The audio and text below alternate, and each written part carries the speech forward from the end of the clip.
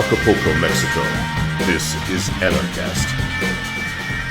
Hey everybody, welcome to another edition of Anarchast, your home for anarchy on the internet. I have a great guest coming in, a first-time guest. It's Alma Sommers. You might have heard her or seen her on Facebook. She's on there a lot, doing lots of stuff.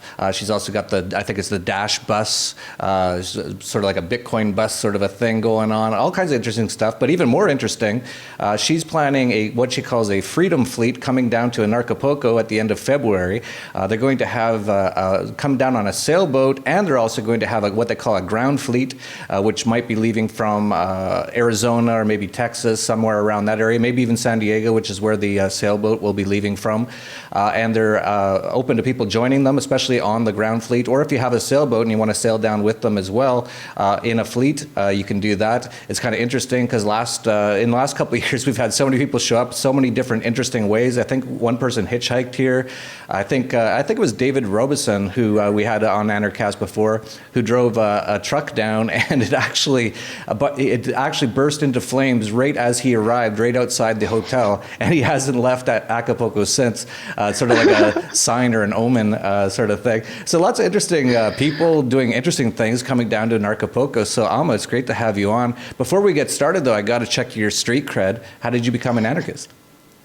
All right, so in 2011, I attended Pork Fest, and that's basically when I had decided I was officially an anarchist. I was an anarchist, an anarchist, and Pork Fest was what inspired me to start a festival in Arizona, and that's the Jackalope Freedom Festival.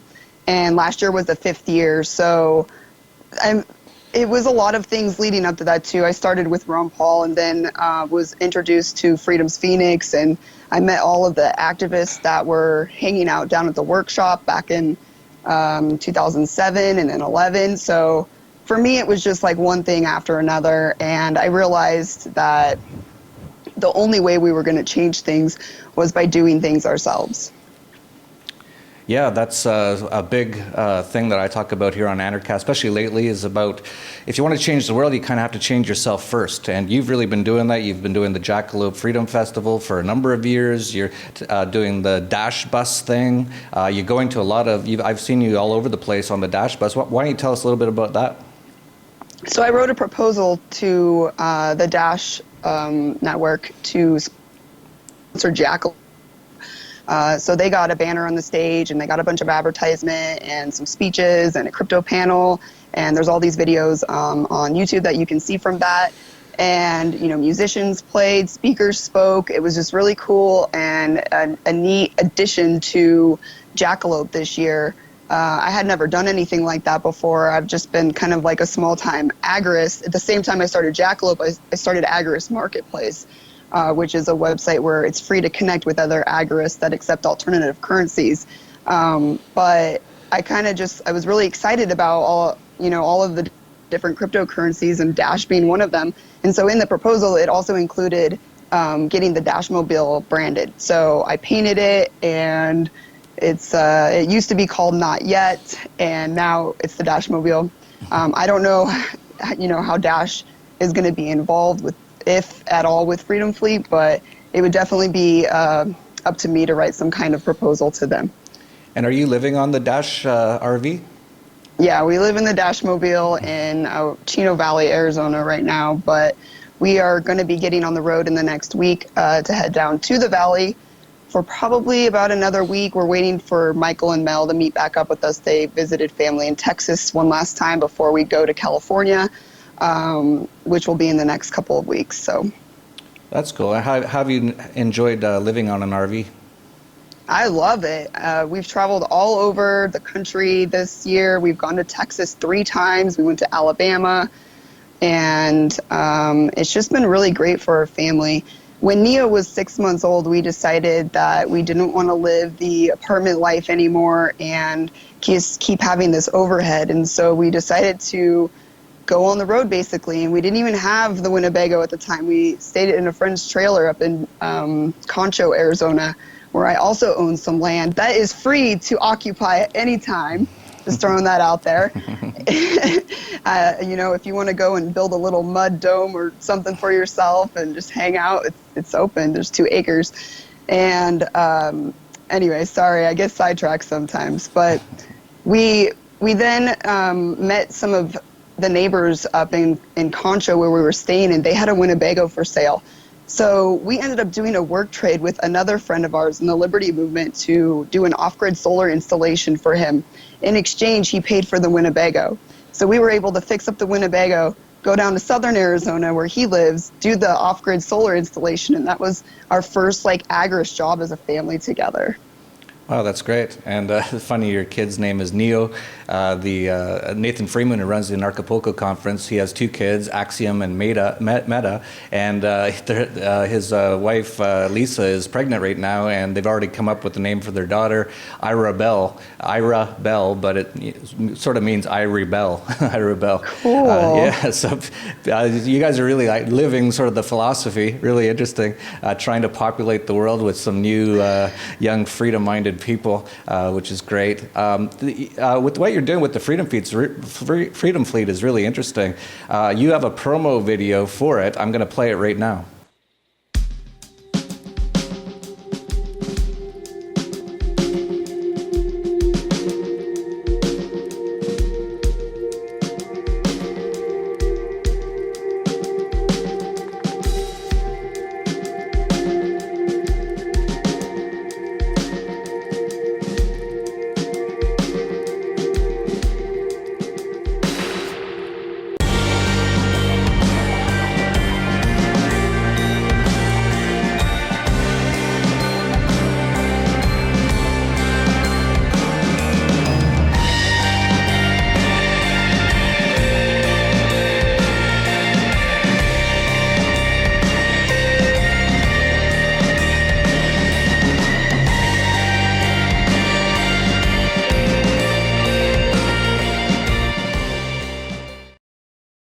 So really cool. You're coming down on a sailboat with a prior Anarchast guest, Michael Fielding of the Sailboat Diaries. He also spoke at last year's in Acapulco, and you'll be coming down on a sailboat with him. So tell me what's involved with that. So him and his girlfriend Mel and our family have really hit it off. They've become part of our family over the last few months. We spent a month in Texas with them before he was living at the Twisted Garage, a squat spot that he actually has created a documentary, and he's going to be releasing that soon. So you'll get to see what happened there. But anyway, they ended up staying at where we were staying towards the end of our trip in Houston. And we just, they work really well with us, and we work really well with them. And we have decided to cohabitate on a boat for this journey. And in the future, they may get their own boat, or we may get a different boat. We don't really know exactly what's going to happen. Currently, we're offering for trade the Winnebago, a 2x4 Ford Explorer sport track truck, and my Jeep is totally up for trade as well for a sailboat. And we've already put an ad on Craigslist, and we've gotten a few responses, so we're communicating with people already before we get to California. Wow, that's great. Have you ever sailed before? I've been sailing twice, so I don't have a ton of experience. But I'm a really quick learner, and I'm somewhat obsessed with watching sailing videos. So, yeah, it's actually not a ton to sailing. I've sank my own sailboat, so I don't know if I'm one to talk. But basically, the old saying, sailing is 99% boredom and 1% sheer terror, and that's pretty much what it is. I've actually sailed down from San Diego to Acapulco, so I've done that sail. It's actually kind of cold, especially at this time of year, until you hit Cabo. It was quite amazing. We had all our sweaters on, jackets, everything the whole way down, and we actually hit this major windstorm, almost like a hurricane, but it wasn't a hurricane, but it was like 40 mile an hour, 50 mile an hour winds in our face, and we actually pulled into a place called Turtle Bay, which I never knew about. No one's ever heard of, except for that was just one place to kind of hide from the windstorm. And we kind of anchored down, and all the sailboats were in there hiding from the storm. And there was this guy came around, that's one of the things I love about Mexico. It's a very entrepreneurial, very agorist guy, had a little boat, and he was just going out to all of the sailboats. Do you want to come into land? I'll take you in. He was like a little taxi. And we went into land, and there was like 5 houses in this place. It was middle of nowhere on the Baja. And we said, we want to go to a restaurant. And the guy said, oh, there's only one restaurant. It's a Chinese restaurant. I was like, a Chinese restaurant in the middle of nowhere in Mexico? And we went. It was actually a house. And this guy came up and opened up the window of the kitchen. And in Spanish, he basically said, what you want? And I was like, well, what do you have? And he said, chow mein, kung pao pollo. And he spoke like 5 words of Spanish. He was from China. And he had just somehow moved to Turtle Bay, Mexico, and opened up a Chinese restaurant in his house. I thought that was really cool. And then we just kept going. And like I said, it was really cold the whole way down. If you do it really fast, you can probably do it in a couple days. It's about 1,000 kilometers, I think, or maybe even more than that. Or maybe even do it in like 3 or 4 or 5 days. It's quite long. But the interesting thing was, it was like literally 10 miles outside of Cabo. We were freezing, and all of a sudden, all the clouds went away, all the wind went away, all the cold went away, and all of a sudden, it was glorious and tropical and warm. And then we pulled into the Cabo Marina, which is really expensive, by the way. You might want to avoid that and just anchor out or something. But in there is all $1 million yachts and stuff, and it was just night. And we were fishing the whole way down. We couldn't catch any fish, and then within 10 miles of Cabo, we were just catching marlins like one after another. It was just turned into paradise all of a sudden. And then the whole way down through Mazatlan first. We crossed the Sea of Cortez, Mazatlan down to Puerto Vallarta, and then I think we stopped. Oh, we stopped at an interesting place. You might want to stop there, called Barra de Navidad. Really interesting place. And then I came to Acapulco after that. So yeah, it was an amazing sail. I spent a year doing it, actually. I stopped everywhere. I stopped in Cabo for a few weeks. I stopped in Mazatlan for a week or 2. Stopped everywhere. I actually only planned to spend 2 or 3 days in Acapulco, but I ended up loving it so much I stayed here for 3 months. That's how much I loved it. So really interesting sail. So I'll be really interested to hear your stories, and I know you're going to be documenting a lot of it. Yeah, we are trying to build a really decentralized life for Neo, and if we have future children, or when we have future children. So we are really interested in him learning. We're really excited for him to grow up learning how to sail, basically having as many skills as possible. Brian is an electrician, and he's also very mechanical, so whenever anything breaks, he's always fixing it. Like actually right now, our transmission barely made it back up here from the valley after Christmas, and so he's going to pull that out, I think, later today or tomorrow, and take it down to the valley and rebuild it with a friend of ours who's also in the Liberty movement. And we have like a really large network here in Arizona that of individuals and families that are homesteading and things like that. And we're really excited to like just blow that up on a much larger scale, like along the coasts of different areas. And one of our friends has an agorist business called Contraband Coffee, so we definitely plan on incorporating that, as well as I've been talking to the creators of BitNation, because I'm thinking about documenting our boat on the blockchain, and also Neo as well, possibly, and myself. And I really want to encourage people that we meet along the way to make the choice to become their own nation. And you can do that on your own without permission, or you can, join together with an organization like BitNation, who is promoting that on like a mass scale. So, and I'm just excited to encourage, these ideas for people to become their own nation, as well as finding places along our journey that are on land that are like self-sustainable. Brian and I are really interested in doing more off-grid solar installations for boats, or for people that go out and create a seasteading community somewhere without permission. Like maybe we just find them along the way, or they're trying it without, or maybe it's like a flash mob type of thing just to start, because like Jackalope kind of is like that. We never got any permits or permission for it to exist. So Yeah, that's great. You sort of go by the name of Undocumented Human in some places, is that right?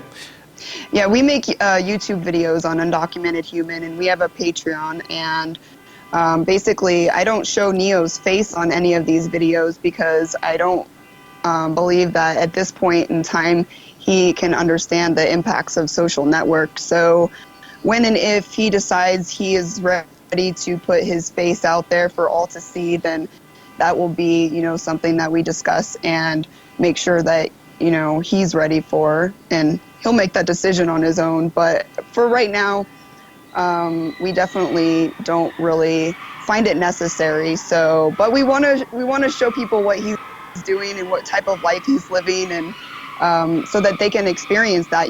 Brian and I are both full-time parents, and it's definitely something that I never had. I was trained and indoctrinated to do the 9 to 5, and then I did for many, many years. I designed cell towers for 7 years before I quit my slave job. Wow. Is Neo undocumented, or does he have government documentation? He has no government documentation, but he was born at a hospital in Gilbert, Arizona, and so there is a proof of existence. All of the videos since he was born is pretty good proof of existence and identity as well. I don't believe, like some others do, that government documents prove your identity.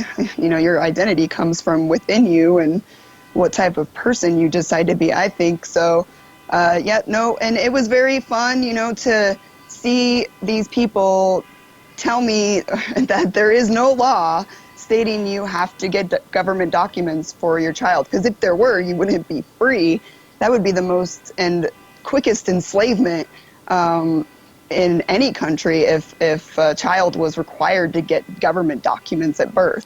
Yeah, the reason I ask is because he obviously doesn't have a passport then. And one of the things I brought up in the past is one of the best ways to live totally free is on a sailboat. There's nothing out there. There's no real. I actually have sailed from Canada into the U.S. I didn't even. You're supposed to stop and tell them you're there to get your passport stamped, but you don't. There's no one there. Like, even when I came into Canada, I was in the U.S. I went up to Canada.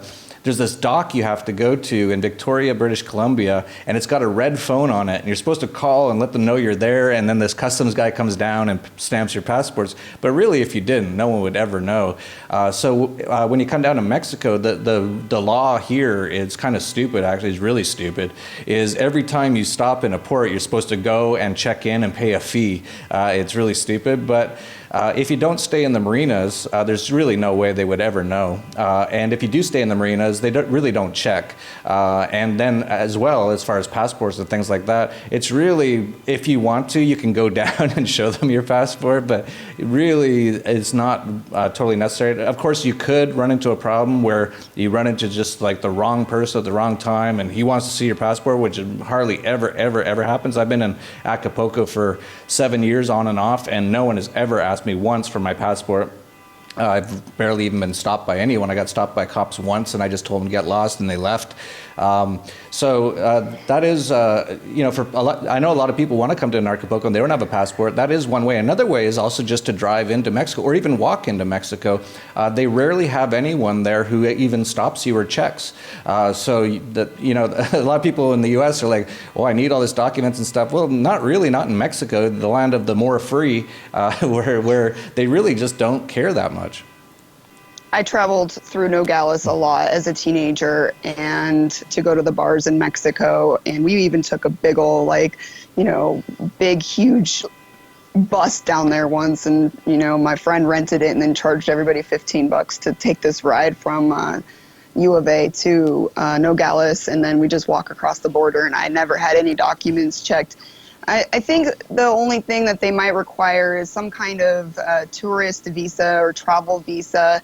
I've done a lot of research, even through the UN websites, on stateless people, which none of us are really stateless. I guess there's even forms you have to fill out to renounce your citizenship, so it's just so silly. But, Neo having... I don't know, maybe they'll require at some point to see mine and Brian's passports, which I do have one, but I got it many years ago when I was still a statist and totally indoctrinated. So I do believe that every interaction can be voluntary, and it is different depending on who you run into. And yeah, there's always some guy who wants to puff his chest. Oh, when you mentioned last year, there were some speeches last year at Anarchapulco. One was Ken Cousins, and at the end of his speech, there were like a few people asking questions, and it was about requiring paperwork to travel around. And I could tell that their mindset was exactly where mine was. And I don't know if these people are going to watch this interview, but I definitely want to reach out to them because, like you're saying, there are people that don't have paperwork. And, I'm willing to travel with lots of these people. Yeah, I'm a little different. I actually have more than one passport, and so I've gone the other route. Because travel, especially internationally, if you're going to be on a plane, you're not even going to get on a plane without a passport. So what I've found is another way to live more free is to have more than one passport, and that way you can kind of avoid the taxation systems of either country and just not even live in any of the countries where you have a passport, and that's what I do. So there's different ways to do it. I definitely would prefer not to have any sort of government documentation, but if I want to travel internationally, which I do all the time, it's just not possible without it, unfortunately. But if you do run into any problems in Mexico, just remember, and highly unlikely, it's literally less than 1% chance you'll have any problems. But if you do, pass him 200 pesos, about $10, and he'll walk away. Or just say, let's go to the bar and I'll buy you some beers. And seriously, this has been done numerous times. It's much, much better down here. So, yeah, really interesting. I'm really looking forward to watching your travels, especially since I've made that travel myself on a sailboat. Is there anything else that you wanted to cover while we're talking? Well, I was just curious about your traveling on a plane. If you go through normal flights, like I'm not sure who you're flying with, but have you thought about jet setting? And if you fly on a private plane of someone's, maybe from shorter distances or something, because there's this thing called jet setting, and I know that people can avoid TSA through it. So I'm wondering, can you also avoid showing paperwork? Nah, not really. They got the airports pretty locked down everywhere, especially if you're flying international. So for example, I've flown on many private jets, many friends' private jets. One example from Hong Kong to South Korea to Canada, where we actually had to do a stopover. It wasn't a G6, it was like a G4 or something, so we had to stop in Alaska. They will actually come on the plane and check your passports. It's much, much, much better. There's really not much TSA or anything like that, so it is much better, but they will still check your documents. If you don't have them, you're probably going to have a problem. So, yeah, if you're going to be flying, even private jets, unless you want to do it totally like, like not filing flight reports and stuff, but you're not even going to be able to land at the airports without a problem. So they've really got the flying locked down, but the sailing, no chance. There's just no chance. You'll see once you're out there. There's just you don't see boats for days at a time, much less government boats. So it's really, and that's sort of the funny thing about this whole Trump build the wall thing. It's like there's two oceans on either side. You just go out 15 miles, you're in international waters, go up, go in somewhere in Oregon where there's nothing, and anchor, and there you're in. It's like there's nothing there. There's nothing to even be tracked. It's too vast. The ocean is too vast. It's much bigger than the landmass of the U.S. The oceans on either sides, and there's just no way that they can monitor all that. And I'm sure at some point they'll get better and better at it. Hopefully not. Hopefully governments go away in the next 5 or 10 years. But sailing, yeah, that's the way to go if you want to live quite free. It's just really, if you don't want to, you don't have to ever interact with, get your passport. You don't even need a passport, and you could probably be fine. And like I said, if you go to a lot of these countries and you do run into one guy who somehow wants your passport and he won't go away, just give them a little bit of money. Usually works in most countries. I'm definitely interested in trying a BitNation identity, some kind of paperwork of some kind. And then Neo also has this this very large drawing that my mom made for him, and it says the date he was born and his weight and information about him, and it says welcome to planet Earth. And so I'm going to laminate that, make copies for sure, and it's definitely proof of birth. So one thing you might want to look into just as a backup, and again, I don't think you're going to need it, but there's something called the World Passport, and I think it costs about $30 or $40, and you can order it over the internet. And a lot of people have used it, and they've actually used it successfully. The last one who didn't was Talib Kweli, who's a rapper who went to South Africa and tried to use the World Passport, and he had a lot of problems. But it is a good backup, right? So it looks like a passport. It just says World Passport, and you can put in whatever name, whatever information you want in it. So as a backup, maybe for Neo, just get one of those. And yeah, he's a citizen of the world. But again, I don't think you're going to have any problems. Sweet. I guess the last thing I would just like to say is that we are accepting donations, and anyone that wants to get in contact with us can do so. I might just have to give you an email after to put in the description of the video, and we can go from there. There's definitely going to be a lot of unique opportunities. I'm really interested also in supporting other agorists. I even got some donations from Freedom's Phoenix, some sunscreen, all natural, and soap from Donna Hancock, and then Singing Tallgrass. She also donated some Undocumented Human lip balms, as well as more Jackalope Freedom Festival lip balms. So I love this stuff, and I am very interested to help promote anyone, that is trying to live the same lifestyle as us. Yeah, that's great. Why don't we just mention the Jackalope Freedom Festival a little bit? When is that held, and where is it held every year? It's the first week of August. It's in Sightgraves National Forest, in between Forest Lakes and Heber Overgaard. It's 7.5 miles into the forest off the freeway, off the 260. And this next year will be the 6th year, and I believe it's July 31st through August 7th. That's great. So for people in the U.S. who don't want to go all the way down to Acapulco or want to go to both, check out that in the summer. So that's great. You can come to Acapulco in the winter, which is a great time to come. Go to Jackalope in the summertime, hang out with some cool freedom-loving people. I should also mention, for people out there that can't necessarily afford to get down to Acapulco, we actually have something called Anarchapulco sponsorships.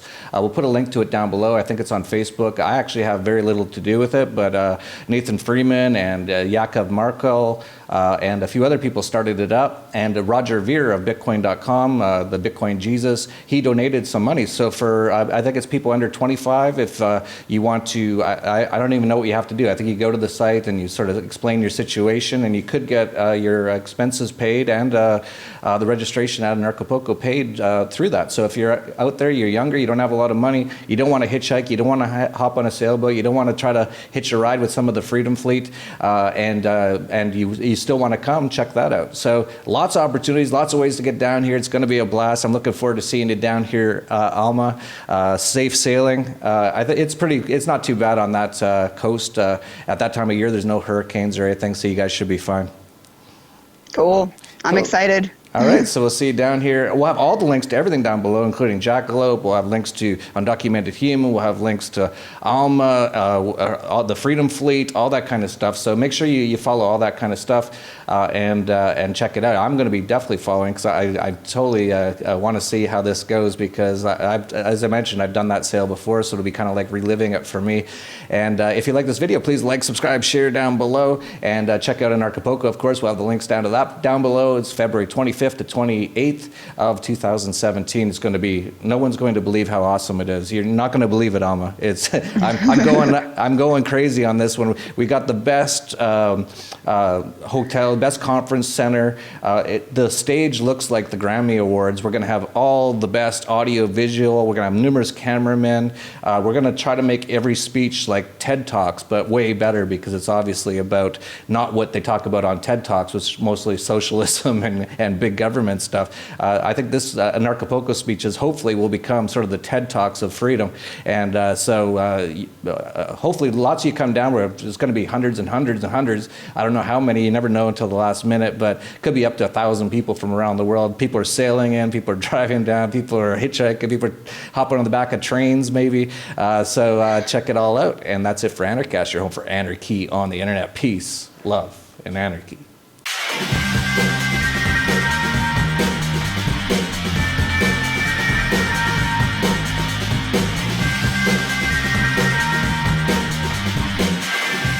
Acapulco, Mexico. This is Anarchast.